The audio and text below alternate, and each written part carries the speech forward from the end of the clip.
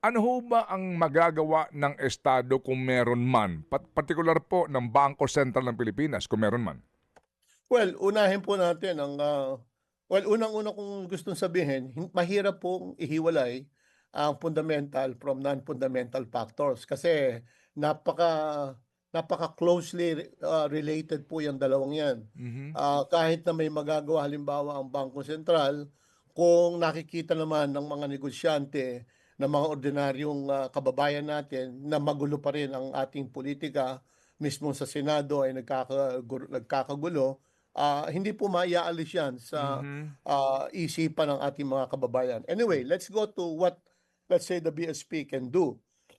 There are two ways by which the BSP can do something about, a weakening peso. Well, unang-una, pagtataas ng, interest rate at ginawa naman 'yan ng Bangko Sentral nung sila ay, nag-meeting nung Abril. Earlier, noong pong, March nagkaroon sila ng off cycle, they decided to keep interest rates, 'no?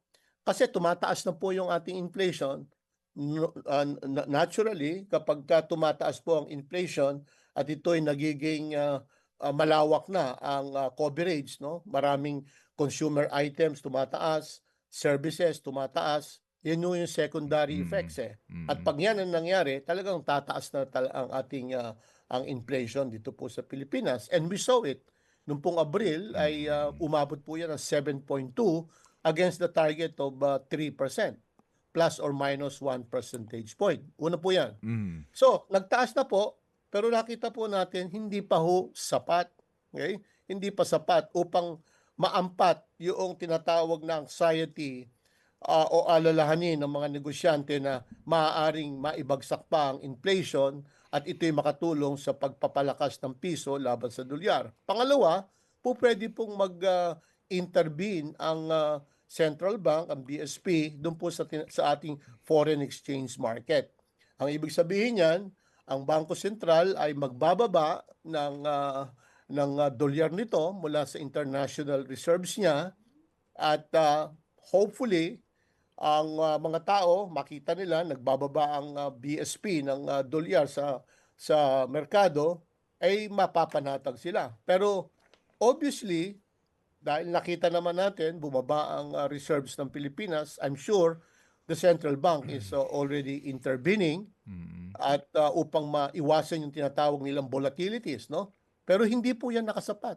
Kahit po nagkakaroon ng intervention, nakita natin bumagsak pa ng 60 to 61.75 kahapon. Which means that yung mga naglalaro, sabihin natin naglalaro, participants in the foreign exchange market, Mhm. alam nila na hindi lamang issue yung availability ng dollar sa merkado. Kasi alam nila ang BSP ay nakikialam.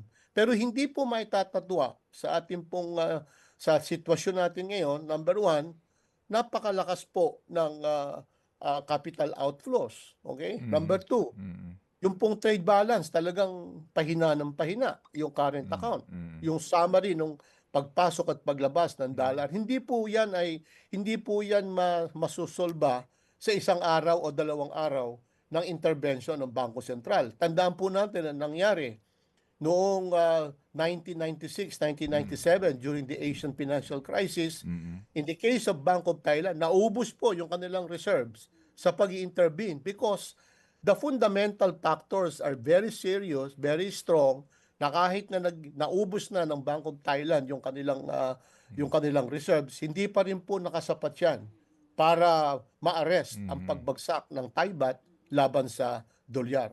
Naranasan din po Opo. natin 'yan nung 96, Mm. 97. Mm. Mabuti huminto po ang BSP during the time, and we allowed the peso to seek its own level. Kaya mula po no'n, nagkaroon po tayo ng independent float of the peso. 'Yun po yung dahilan no'n.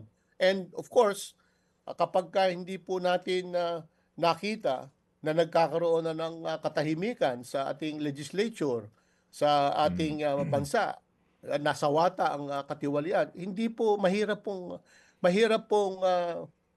it's very difficult to arrest the weakening of the peso against the US dollar.